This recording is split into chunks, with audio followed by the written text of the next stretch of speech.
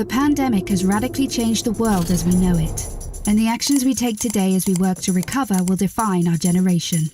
Now is the time to think what history would say about this crisis. 2020 has been challenging on a lot of levels, as economic, environmental and societal frailties have been laid bare. But it's also proved that when we need to, we can act rapidly and restructure our lives. The recovery from the pandemic is an opportunity. We can see rays of hope in the form of a vaccine, but there is no vaccine for the planet. Nature needs a bailout. You don't want to go back to the status quo that you had before simply because it was the status quo that got us here. With everything falling apart, we can reshape the world in ways we couldn't before. Ways that better address so many of the challenges we face. And that's why so many are calling for a great reset. A great reset? That sounds more like buzzword bingo masking some nefarious plan for world domination. Hands up, this kind of slogan hasn't gone down well. But all we really want to say is that we all have an opportunity to build a better world.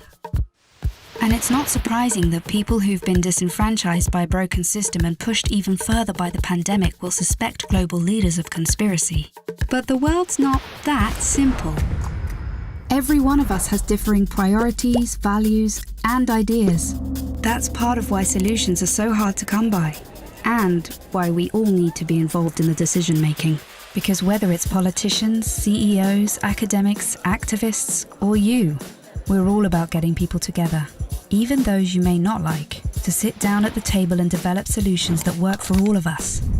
But we need enormous trust between the private sector and the public sector for this to actually work. That trust is hard to come by. it's time for people to work together, listen to each other, and build this trust so we can move towards a better world. And we really need one. Because while the pandemic affects us all, it's clear it affects some more than others. The first people who are hit are the people at the front, those who are vulnerable. It is those on the front line who take it first, and that is simply unacceptable. See, at the start of 2020, 1% of the world's population owned 44% of the wealth. And since the start of the pandemic, billionaires have increased theirs by more than 25%, whilst 150 million people fell back into extreme poverty. And with climate change set to dwarf the damage caused by the pandemic, the message from 2020 should be abundantly clear. Capitalism, as we know it, is dead. This obsession that we have had with maximizing profits for shareholders alone has led to incredible inequality and a planetary emergency. But no one can do this alone, and top-down approaches won't get us anywhere, because everything we've learned in our work has shown us that diverse voices lead to better results.